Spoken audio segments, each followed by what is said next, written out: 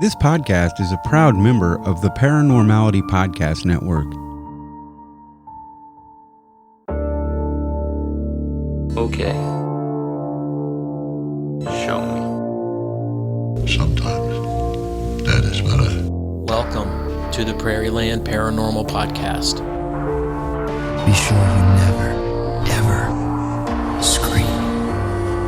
A podcast where we will explore the dark corners of our world, the weird, the creepy, and the strange. There are no accidents, no coincidences. I am your host, Eric Carrier. The boogeyman is real. And they mostly come at night. My co-host is Jessica Carrier. Come out wherever you are. Thank you for joining us for a journey into the unknown. Be one of us. Let's get started with today's show.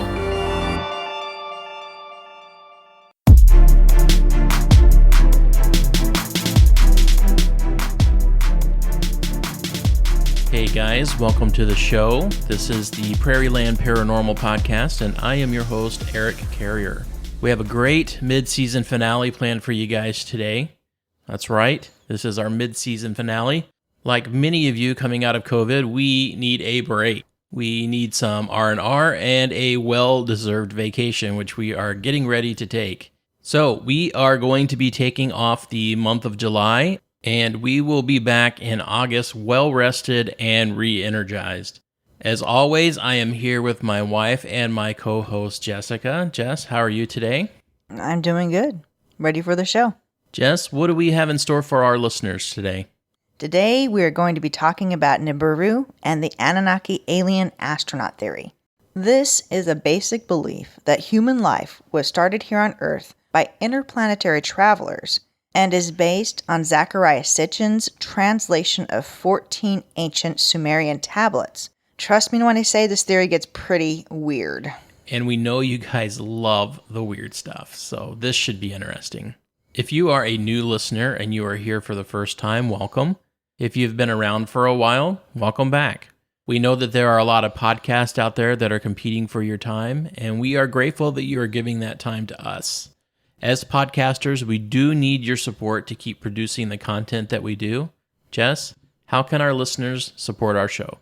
If you would like to support our podcast, there are a few things that you can do. First, you can continue to share the show. This is by far the most important thing that you can do to help our show grow. Indie shows like ours only survive by word of mouth, so please share the show with everyone. Second, you can continue to vote for us on the Paranormality magazine Paranormal Top 25. Please keep voting for us every month at paranormalityradio.com. This is amazing and free exposure for the show, and we are currently listed on this list at number 5. Thank you to all of you who have been voting for us each and every month. Yes, we really appreciate it. You're awesome. Yeah, you guys are awesome. Thank you. Third, if you'd like to support the show financially, you can support our merch store, which is open and live on our website. Let me tell you, everybody needs a Prairieland Paranormal t-shirt. The t-shirts are great, but I really like the coffee mug. Fourth, if you would like to support a worthy cause, then you can leave us a tip. Those tips will be donated to Operation Underground Railroad. This organization rescues children around the world from sex trafficking and from sexual exploitation. We hope that you will join us in supporting this organization, and to show our own support, we will be matching the total donations for the month up to $50. The last way you can support our show is to come and hang out with us on social media. We have accounts on Facebook, Twitter, Instagram, and YouTube, and love to hang out and meet you guys there. All of those accounts and our merch store can be accessed through our website at www.prairielandparanormalpodcast.com. Lastly, don't forget about the Creepy Doll giveaway. Michelle Apollonia, the owner and artist behind Breathless Beauty's Dark Art Dolls, has donated one of her dolls for us to give away. The doll's name is Aged Anna, and she plays a creepy lullaby as her head spins around 360 degrees. Trust me, this doll is spooky. There is a video of her on our Instagram page, and you can check her out there if you're interested. If you would like to win Aged Anna, enter the contest at paranormalityradio.com. You can check out more of Michelle's work on her Etsy site, Breathless Beauties US. And this contest runs until June 30th, 2021. Jess, is there anything else? Nope. Okay, let's get started with today's show.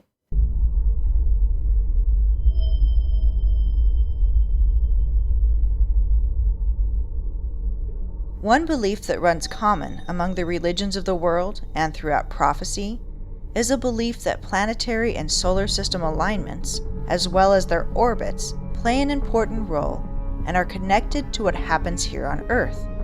One might call this sacred cosmology, and this may include beliefs in our origins, in the forms of creation myths, subsequent evolution, current organizational form and nature, and eventual fate or destiny of the Earth and its inhabitants.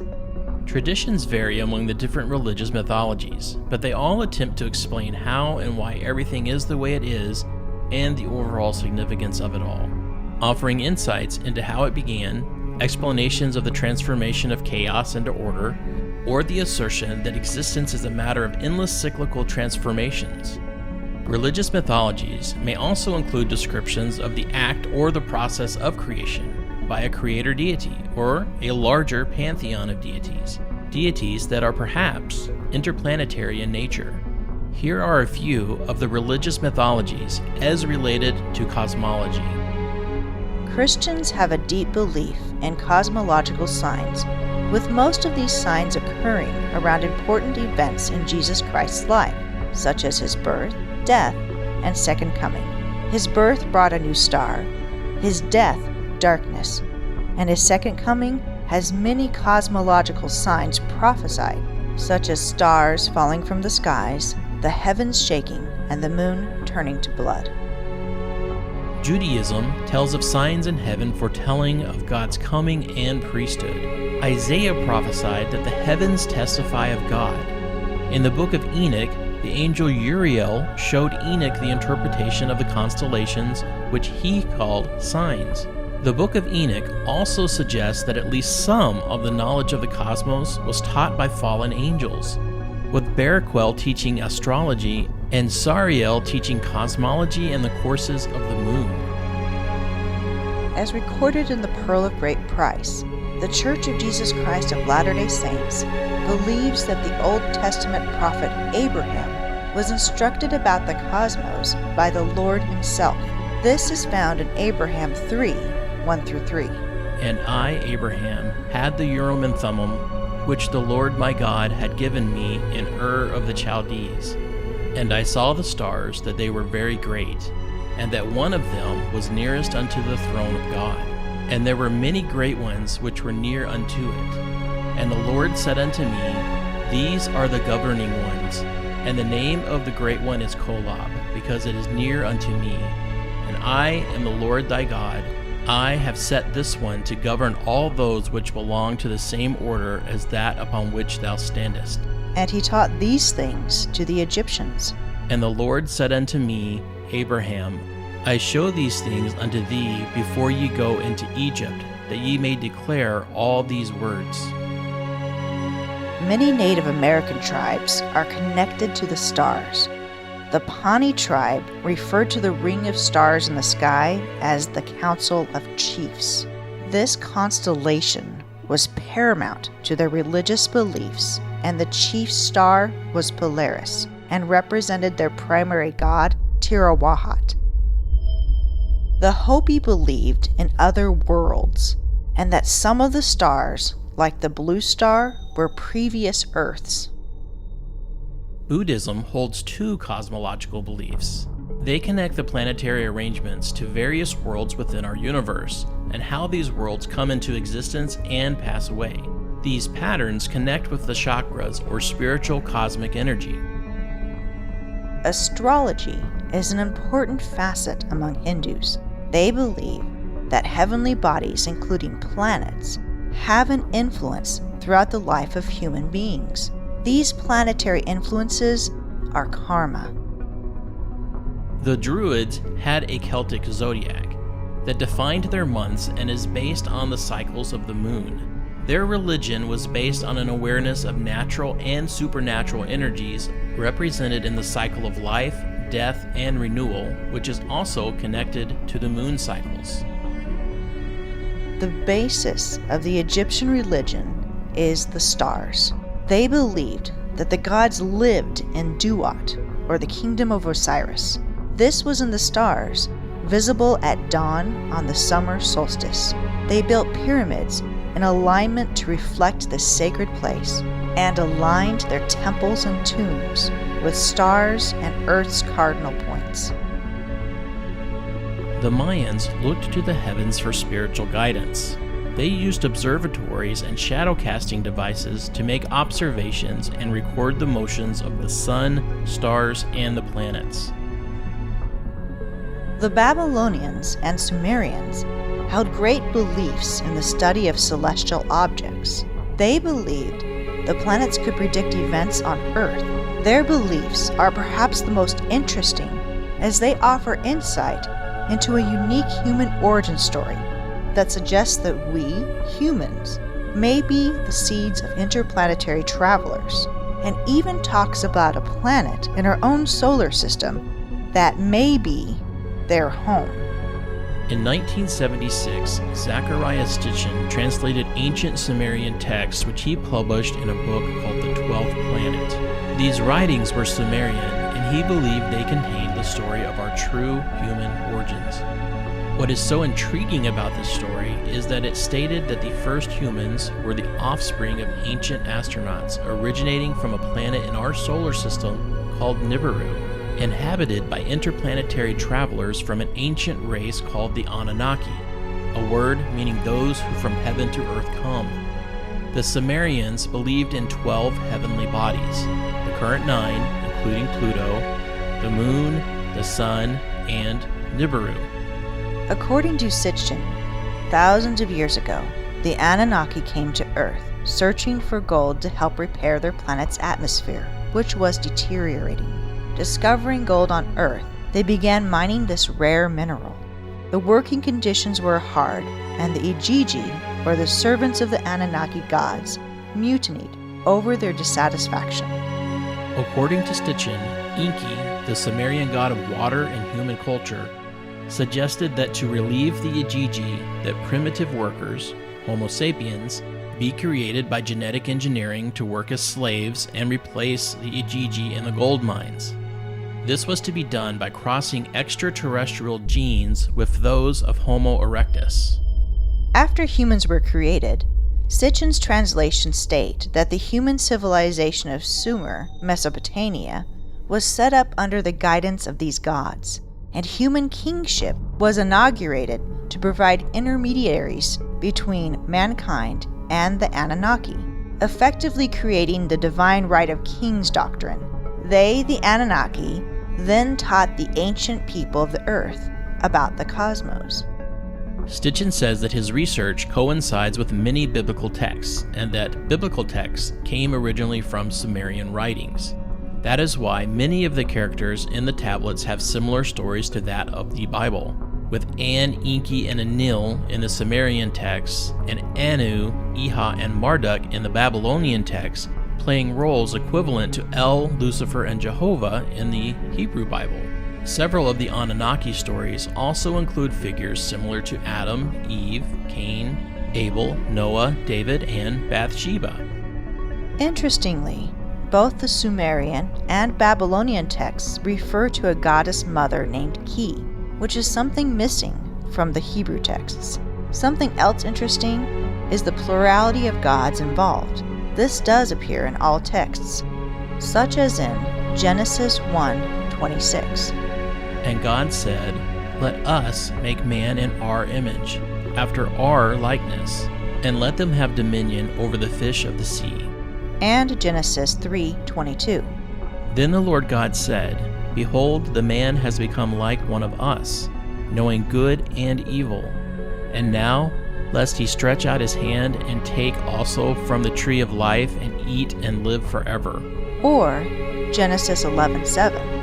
Come, let us go down, and there confuse their language, that they may not understand one another's speech.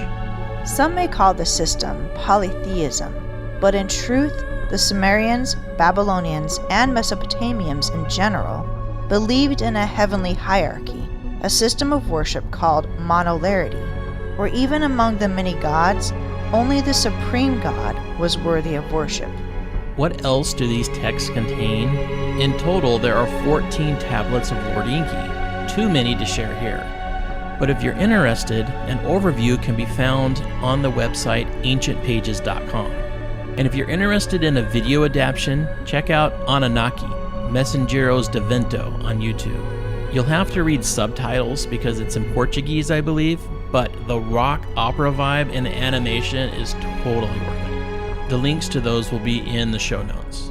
According to Sitchin, the Earth was created when Nibiru collided catastrophically with Tiamat. This collision supposedly formed the planet Earth, the asteroid belt, and the comets.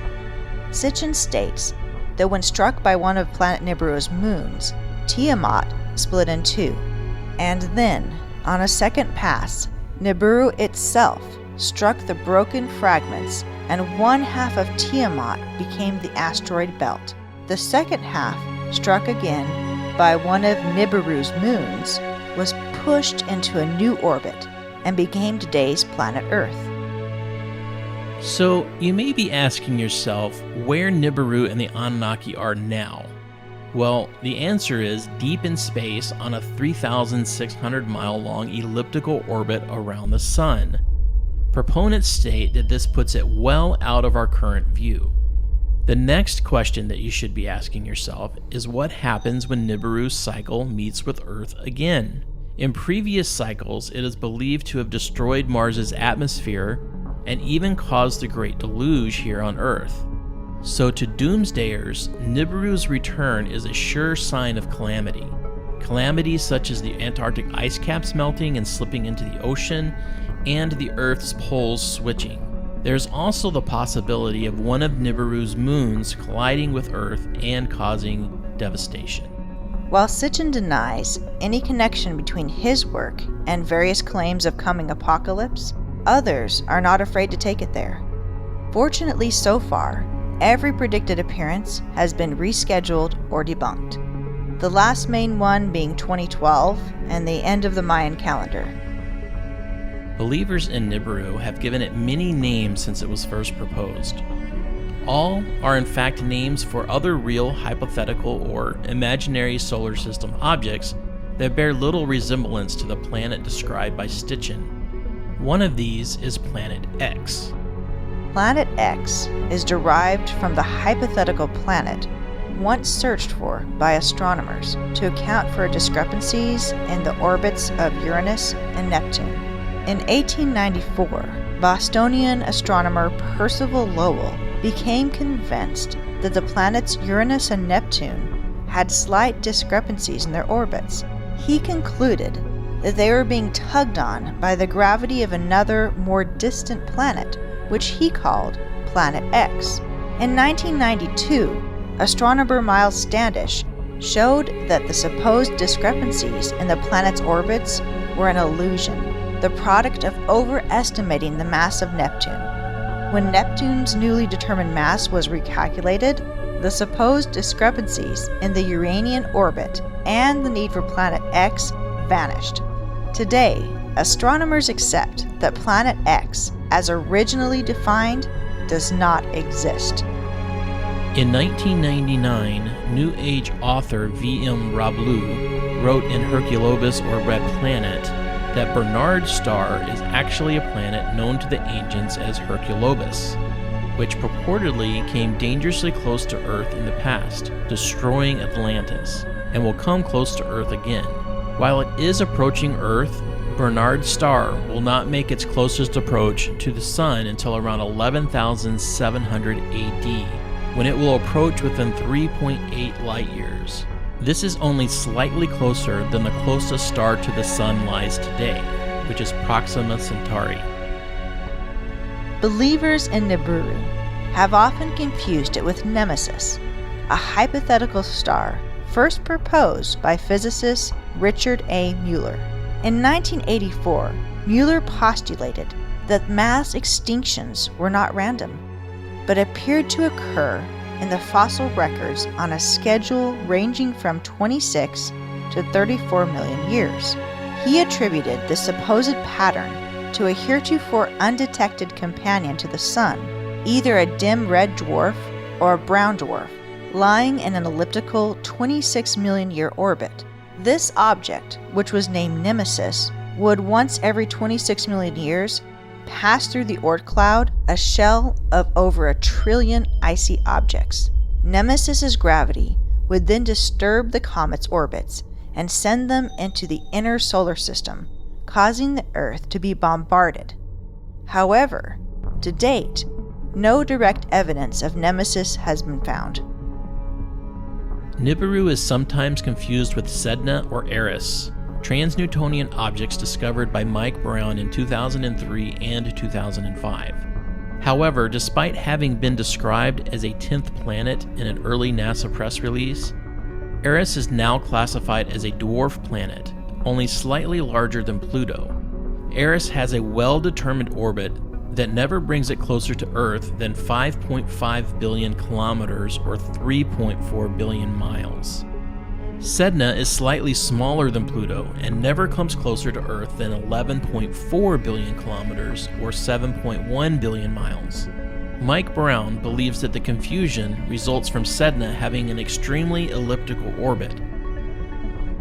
Others have tied it to Tai Chi, the name proposed by John Matisse and Daniel Whitmore of the University of Louisiana, Lafayette, for an object they believe to be influencing the orbits of comets in the Oort cloud. Matisse and Whitmore do not believe that their object poses a threat to Earth. Also, this object, if it exists, would, like Nemesis, have an orbit hundreds of times larger than that proposed for Nibiru. In March 2014, NASA announced that the Weiss survey had ruled out the existence of Tai Chi. On the 21st of September 2012, Vitaly Nevsky and Artyom Novchank used the International Scientific Optical Network of Telescopes called ISON to discover the comet ISON. Its orbit was expected to bring it within 64.2 million kilometers or 39.9 million miles of Earth on the 26th of December 2013. Believers in Nibiru claimed it would hit Earth on that date, or that it would fragment and pieces of it would hit Earth. Comet Ison passed on the 28th of November and rapidly began to fade, leaving many to suspect that it had been destroyed as it passed through the sun. In March 2014, astronomers Chad Trujillo and Scott Shepard published a paper in Nature arguing that the apparent clustering of distant trans-Neptunian objects suggests the existence of a large trans-Neptunian planet. On January 20, 2016, Mike Brown and Konstantin Batchin announced that they had corroborated Trujillo's and Shepard's findings, and that they believed the planet, which they dubbed Planet 9, would have a mass roughly 10 times that of the Earth. Believers in Nibiru immediately argued that this constituted evidence for their claims. However, astronomers pointed out that this planet, if it exists, would have an approach to the Sun of roughly 30 billion kilometers. All right, folks, stick around after the break, and we'll talk about some of the scientific rejections, the conspiracy theories, and some of the criticisms of Sitchin's translations and work.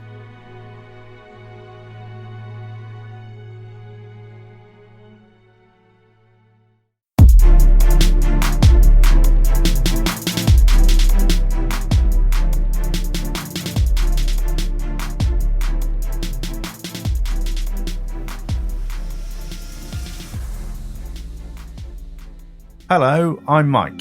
And I'm Zoe. And we're the hosts of Stories of Strangeness, a paranormal podcast that talks about Aliens. cryptids, Conspiracy theories. hauntings. What have we spoken about? What biscuit would you offer a banshee? Are squirrels intelligent? Would you really be distracted by the shadow of a sausage? Some people are. Tune in every other Monday on your favourite podcast player.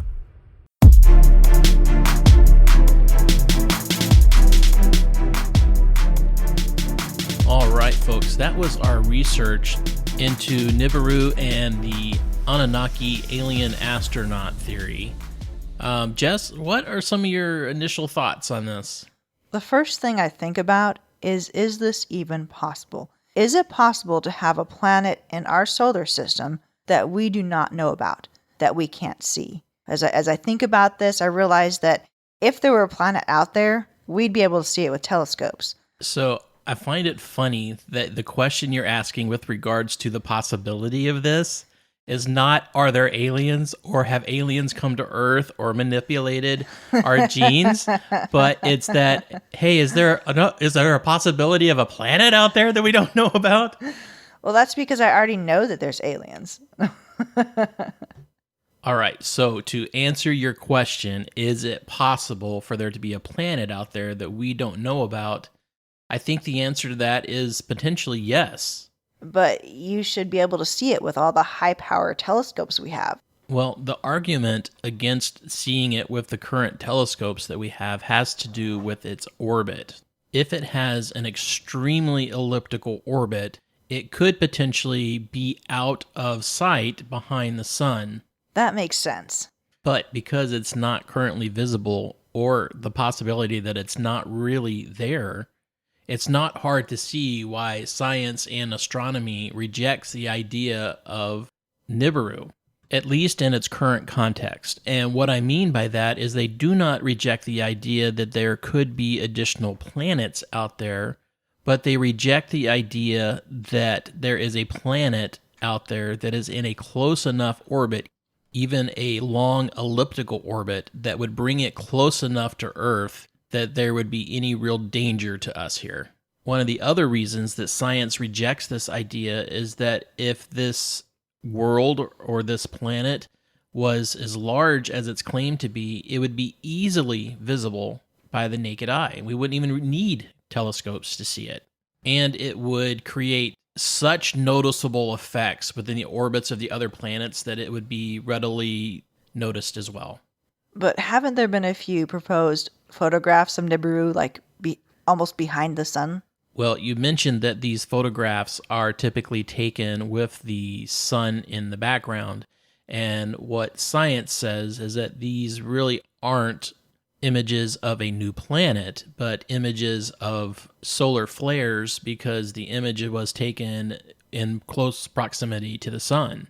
Now, we've also got interplanetary telescopes. So the idea that an object would be completely concealed behind the sun at this point is really also implausible.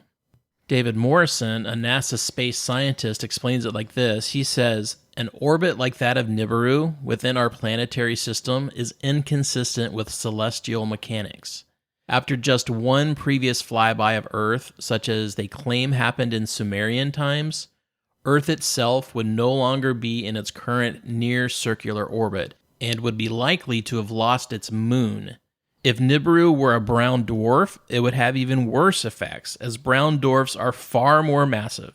Since Pluto is now frequently observed by backyard telescopes, Morrison says any giant planet beyond Pluto would be easily observed by an amateur astronomer, and if such an object existed in the solar system, it would have passed through the inner solar system 1 million times by now.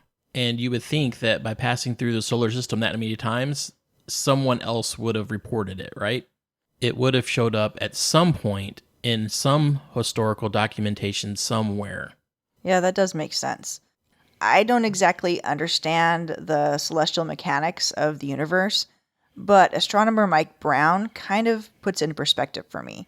He basically says that if there was this object that were so large and it was orbiting the sun, that after about 1 million years, Jupiter would have expelled it, simply due to gravity. Yeah, and he basically states that due to the laws of physics, at least as we understand them now, Nibiru's approach to Earth would have zero effect on the Earth's own magnetic field, and its ability to make the Earth or the axis shift would be completely against our current laws of physics. So, Jess, what other story that we've talked about in our podcast here sounds kind of familiar to this story? When I think of the Sumerian texts, one of the things that comes to mind is the story of the Nephilim. Them being fallen angels, correct? Yes, that basically came to Earth and impregnated women, creating this giant race, and also experimenting with DNA of other creatures. Yeah, if you follow this story completely through all 14 tablets, it sounds extremely similar to what we know about the Nephilim from the book of Enoch and partially from the Bible. Now, Nephilim were fallen angels, so therefore they would likely be considered gods if they arrived here on Earth through interplanetary travel. They would also be considered gods just simply because they were fallen angels. If you believe in the idea of the divine council, even demons are of the house of El, or fall under the authority of El or Elohim, who would be the supreme being or God. So some of the things that we didn't mention from the texts were that the Anunnaki actually did some DNA experimenting on different species and animals, creating these mythical creatures like mermaids and... Yeah, the texts talk about them creating unicorns and or dragons, also talking about centaurs. And really what it says in the text is that they manipulated the top halves of humans with the bottom halves of animals. One thing that's also mentioned in the text is that this experimentation is against the laws of planetary travel, or interplanetary travel. Yeah, based on the laws of the universe, this was a no-no. And that was almost exactly the same way that the Nephilim went against God's laws and spread knowledge and doctrine throughout the earth that was not meant for man at that time. And experimented with DNA that wasn't supposed to have happened. So, of course, conspiracy theorists feel like this is a huge cover-up and that the number one entity behind this cover-up is NASA, and that they are deliberately covering up visual evidence of the existence of the planet Nibiru. So how exactly do you cover up visual evidence so that people with telescopes couldn't see it? That is a great question. And the answer is you don't. A planet that is large enough to be visible with the naked eye is exactly that. And you can't really cover that up because everyone is seeing that. But if there were actual images from telescopes operated by NASA, they could potentially be covering those up. Other claims include things such as redacting star maps, such as like Google Sky, to remove the planet from them. Conspiracy theorists claim that there is a patch of missing Google Sky data that's near the constellation of Orion may have been redacted out. Of course, Google says that the missing data there is just simply due to a glitch in the stitching software, or the software that combines all of the individual pictures into one image. Jess, you know I love a good conspiracy theory, but these seem tenuous at best. Yeah, I mean, how would they hide such things from us? I read one report that said that the world leaders are spraying the atmosphere with chemicals to block our sight of the planet Nibiru. Yeah, unless they're spraying these chemicals like constantly, how is that even possible? And I guess why would you do that? Why would you care if the world saw this other planet? I mean, maybe to stop mass hysteria at the idea of an apocalypse? I don't know. I mean, that's the only thing that makes sense, really. Maybe there's people that are here on Earth from Nibiru right now that are controlling world government leaders. I don't know. That's a conspiracy for another time, I think. Yes, exactly. I just can't think of a reason that would be really important that would cost so much time and energy to keep people finding out about Nibiru.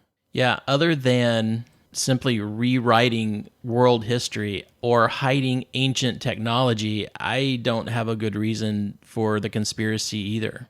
I don't know. Maybe someone out there who understands it can write to us and let us know. Yeah, if you are an expert on Nibiru or Planet X or the Anunnaki, we definitely want to hear from you, and we've got a future show planned for you right now. So Sitchin's work also comes under some criticism. What were some of the criticisms that you found, Jessica? Well, basically, his translations were not exactly verifiable. He interpreted things according to his own perceptions and not necessarily according to the text. Yeah, he was in no way a professionally trained linguist, and while he was considered to be a specialist, he was never considered to be an expert in the Sumerian language. Two people in particular, Roger W. Westcott, who is a professor of anthropology and linguistics at Drew University, didn't have anything nice to say about Sitchin. His only critique was it was amateurish. Yes. And Phil Plait didn't hold back either. He wrote an article called Planet X Saga, The Scientific Arguments in a Nutshell, and his overall critique was Sitchin's translation isn't science, it's fantasy, it's all wrong. And American biblical scholar Michael S. Heiser has also stated that he had found many inaccuracies in Sitchin's translations and challenges their overall validity. Professor Ronald H. Fritz, the author of the book Invented Knowledge, False History, Fake Science, and Pseudo-Religions, tracked down many of Sitchin's references and found that they were either misquoted, out of context, or highly dramatized. Yeah, he also says that they were presented selectively, contradictory, and or even evidence is completely ignored. So we aren't here to judge Sitchin. As far as we're concerned, his translation is just as valid as anyone else's. I would, however, like to see an alternative translation to these tablets, and quite frankly, in all of this research, I couldn't find one. So again, if you know of one, we would love to see it. Hear about it, read it, anything like that. Let us know. So while this topic is interesting, I am left with still a lot of questions. Did the Sumerians have some sort of ancient knowledge? Are our earthly forebears ancient interplanetary travelers? Will the planet Nibiru someday return? Did Sitchin get it right, or as many have concluded, very wrong? Are the governments of the world covering this all up?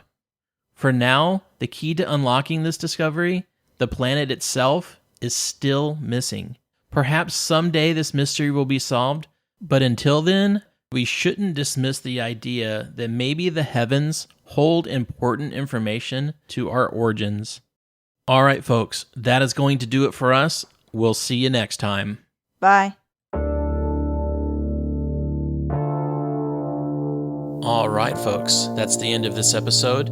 Thank you for joining us. We appreciate you listening. If you have enjoyed the show, please consider subscribing through your favorite podcast player. You can find us on Facebook, Twitter, Instagram, and YouTube. And remember that if you've had a paranormal experience that you would like to share, you can email us at prairielandparanormalpodcast@gmail.com, or you can submit that experience through our website at www.prairielandparanormalpodcast.com. So, until next time, remember, don't be normal when you can be paranormal.